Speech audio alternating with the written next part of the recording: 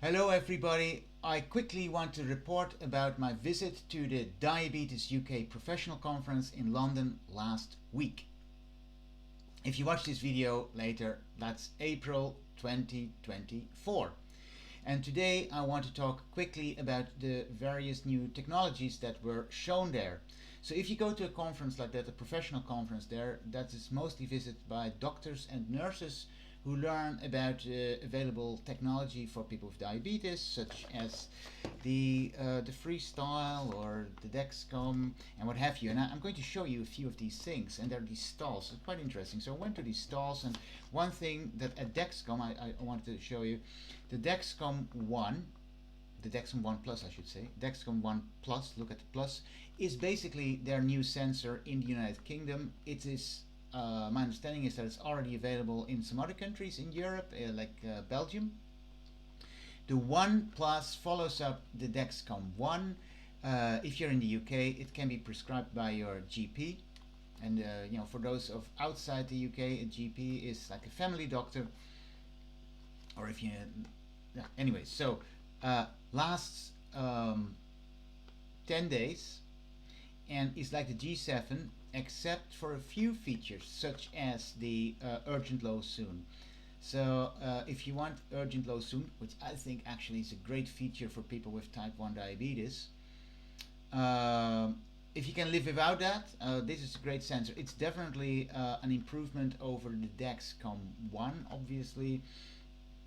And now let's compare that to a new FreeStyle sensor. The FreeStyle Libre 2 Plus lasts for 15 days. So one of the differences between these two sensors is that this one lasts for 15 days and this one lasts for 10 days. I must say I've always been really impressed on how the this new model from Dexcom, though, how well it sticks to your arm. I personally, if okay, how do you choose, right? So that's different for everyone, but this is definitely very reliable. It has a nice app. I think it's a great sensor, but this one lasts longer. But this might also have another good feature for you. This one will be compatible with the Omnipod 5. Now, I was at Omnipod, the Omnipod stall.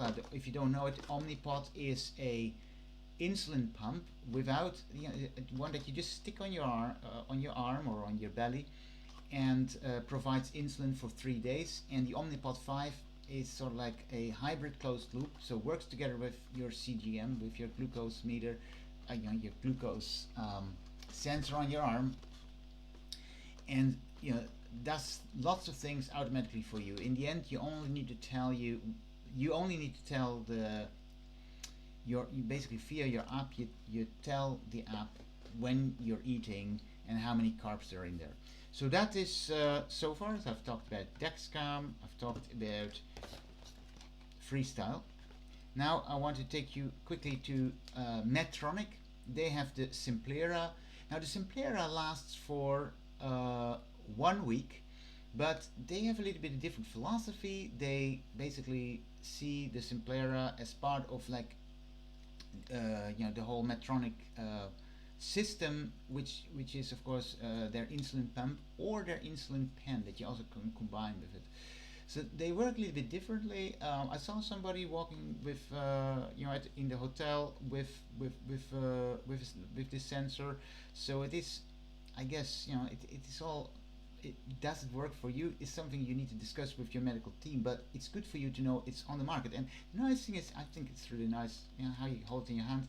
It is a sensor and applicator in one, unlike the FreeStyle 2, the FreeStyle Libre 2. You always have these two parts that you need to put together yourself, and the Dexcom ONE also is just one thing. So that is also an improvement over the Dexcom ONE. So what else do we have? So just want to quickly talk about Sibionics. They have a new sensor on the market, completely new.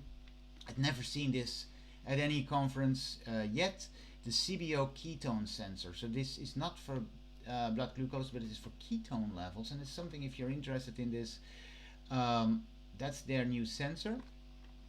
But they also, of course, had their regular glucose sensor, the GS1, and I've reviewed that on this channel before, and I think that is actually a really good sensor. It lasts for 2 weeks. I would say it's extremely reliable, so it's a good sensor. Now, this one of the advantages of the Sibionics is, in my opinion, not only that it's a good sensor, it has a really nice app, really good app, comes with a really good app. If you pay yourself out of your own pocket for sensors, this is a really good sensor, because I calculated, and it might be cheaper than a G7. I don't know how it compares to the Dexcom ONE, or whether you even can buy the Dexcom ONE privately. So these things you need to put a little bit work in checking out, if you want to buy a sensor yourself, which one is sort of like the most affordable. Yeah, and of course you want value for money. Yeah, so that's it. There was one more sensor actually. It was not physically there, but the people from Roche, the pharmaceutical company, they announced their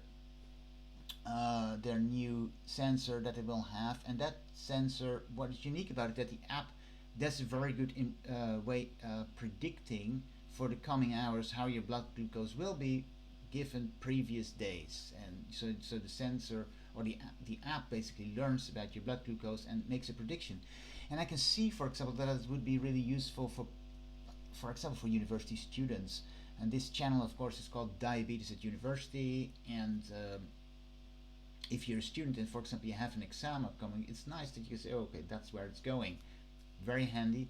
I think that's a great new thing, and I really look forward to the Roche sensor as well. So next time there will be a big conference, I suppose they will have that available as well. So at the conference we talked about our ADAPT program for university students with diabetes, and what can be done by universities to support their university students with diabetes. I spoke about that. We had a poster about that. So it was a very interesting conference, and I hope you found this all useful and interesting, and hope to see you in the next video. Bye!